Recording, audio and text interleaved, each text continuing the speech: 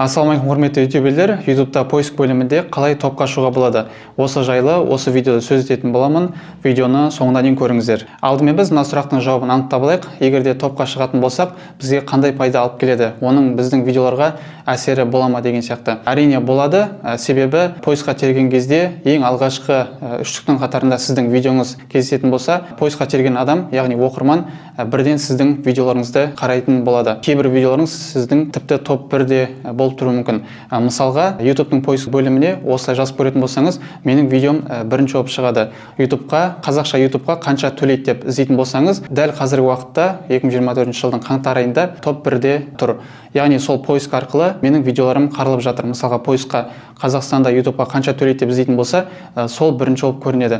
Оның барлығы бірден болған жоқ. Ең басында ол видео ең астында жатты. Уақыт өте келе SEO оптимизация барлығы дұрыс жасалғаннан кейін ол жоғары қарай өскен болатын. SEO оптимизация демекші, видеороликте ең маңызды нәрсе осы нәрсе. Ол SEO оптимизация деп жалпылама аты айтылғанымен, оның ішінде біраз нәрсе кіреді. Видеоның өзі және превью деген сияқты.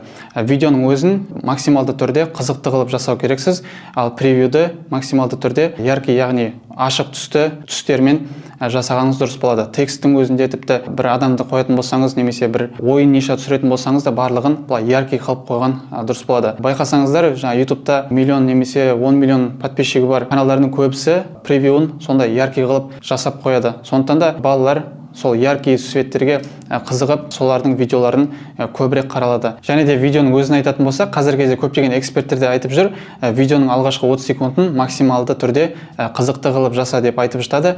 Ол негізі дұрыс нәрсе, себебі YouTube-та алғашқы 30-40% көретін болса, видеоның 30-40% көретін болса, ары қарай рекомендацияға шығу шансы өте жоғары болып келеді. YouTube-та топқа шығу үшін SEO оптимизацияның тағы бір жақсы бөлшегі ол теги бөлімі. Теги бөлімінде сіз 3-4 өзіңіздің жаңағы бренд тегтеріңізді жазуыңыз керек. Мысалға, менің осы YouTube каналым Нұрсұлтан Өмірбай деп аталады. Әр видеоларда мен Нұрсұлтан Өмірбай деп жазып кетемін. Сондықтан да, мысалға, біреу Нұрсұлтан деп іздейтін болса, менің атым жаңағы поисктың списогінде де шығуы мүмкін. Тіпті бұрын соңды менің видеоларымды қарамаған болса да. Себебі теги бөлімінде ол да үлкен рөл атқарады. Егер де сіздің видеоларыңыз бұрын соңды тегисіз ақ дамыған болса, олай да болуы мүмкін.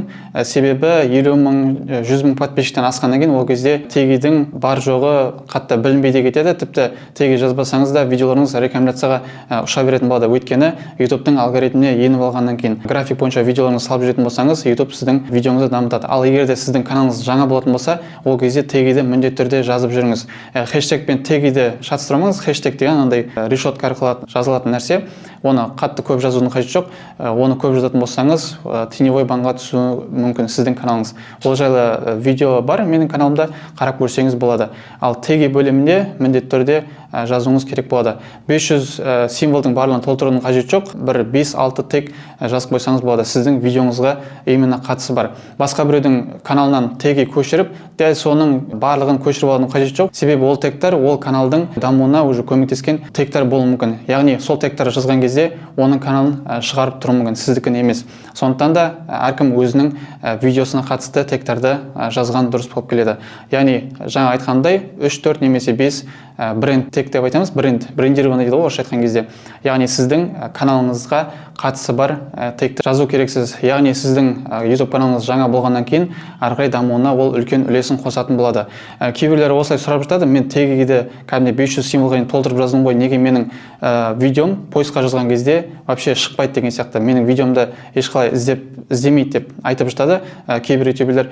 Оның барлығы бірден болатын нәрсе емес. Кейін уақыт өте келе сіздің видеоңыз сұранысқа ие болатын болса, сол кезде ғана топқа ақырындап шыға бастайды. Кейбір жағдайларда осындай сәттерде болып тұрады. Решетка арқылы бір немесе екінші орын деп жазылып тұрады ғой, VidIQ арқылы. Яғни поискқа жазған кезде видеоңыз бірінші болып тұруы мүмкін. Кейін уақыт өте келе бір 1-2 айдан кейін сіздің видеоңыз 10-шы немесе 15-ші видео деп асты қарай түсіріп жүруі мүмкін. Себебі сіздің басқа бір конкурентіңіз сіздікінен де өткізіп кәдімгідей жақсы видео түсіріп ары қарай топқа оныкі шығып тұруы мүмкін. Ондай да болуы мүмкін. Оның барлығын ешқандай қолмен өзгерте алмайсыз. Тек қана жаңағы превью немесе видеоларыңызды ары қарай дамытып отырасыз. Превьюны өзгертіп қойсаңыз болады, бұрын салынған видеоларыңызға да солай өзгертсеңіз болады. YouTube-та видеоңыздың топқа шығуына тағы бір әсер ететін нәрсе ол видеоңыздың салынған уақыты. Яғни сіз өзіңіздің аудиторияларыңыз сағат нешелерде активно болып отырады, сол уақытты қарау керексіз. Ол барлығы творческий студия аналитика бөлімінде тұрады. Жаңа қызыл белгімен, қатты қою қызыл белгімен соған қарап видеоларыңызды салсаңыз, алғашқы 4 сағатта сіздің видеоңыз 300-400 просмотр жинайтын болса, ол видеоңыз әрі қарай рекомендацияға, жаңағы топқа кетуіне үлкен ықпалын тигізеді. Ең алғашқы 4 сағат ең маңызды нәрсе. Сол үшін де егерде сіз видеоларыңызды бөлісетін болсаңыз, жаңағы социальный сеть дейміз ғой, әлеуметтік желілерде бөлісетін болсаңыз, салған бойда сразу 1 сағат, жарты сағаттың ішінде барлық жерге таратып тастаған дұрыс болады. Себебі YouTube ол кезде видеоларыңыз просмотры тез дамығаннан кейін бұл видео сұранысқа ие деп показдайды, көп беретін болады. Сондықтан да осы моменттерді сіз есте сақтау керексіз. Топқа шығуға тағы бір әсер ететін бөлім ол пікір бөлімі, яғни комментарий бөлімі. Комментарий бөлімінде обсуждение дейміз ғой, орысша айтқан кезде, яғни пікірталас ұйымдастыру керексіз. Жаңағы сіздің ойыңызша бұл қалай болу керек деген сияқты комментарий бөліміне пікір білдіріп кетіңіз деген сияқты сондай ұсыныс айтып, немесе осы видеоға оценка білдіріңіз, баға беріп кетіңіз деген сияқты сондай оқырмандармен былайша айтқанда контактқа түсу керексіз. Яғни олармен сөйлесу керексіз. Біреулер болады, комментарий қанша болып жатса да ешқайсысына ответ қайтармайды, тек қана жаңағы лайк басып, жүрекшен басып, солай жүре береді. Олай жасаудың қажеті жоқ. Себебі YouTube-та оның барлығын алгоритміне енгізеді. YouTube дегеніміз бұл искусственный интеллект, жасанды интеллект. Просмотры, жаңағы комментарий, пікірлері көбейіп кететін болса, лайк көбейіп кететін болса, ол кезде YouTube-қа ол сразу білдіреді, әрі қарай показға көп адамдарға көрсетіліп кетеді. Сондықтан да осы лайк және комментарий жазуын әрдайым өтініп жүру керек. Тіпті сіз американский YouTube-қа түсіретін болсаңыз да, оның барлығын нейросет арқылы озвучка жасатып, лайк and subscribe деп айтып жатады ғой.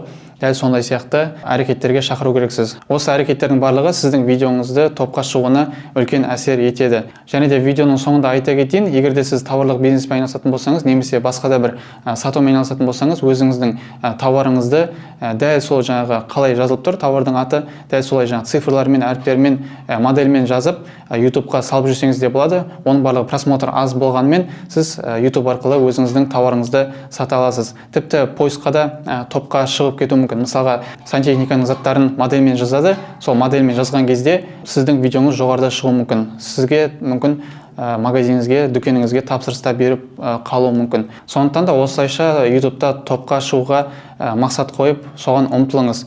Оның барлығы сізге үлкен пайда, ризық алып келетін болады. Осы видео сіздерге пайдалы болса лайк басуды және арнаға тіркеліп алуды ұмытпаңыздар, егер жаңадан көріп отырған оқырман болсаңыз. Және комментарий бөлімінде осы видеоға баға беріп кетіңіз.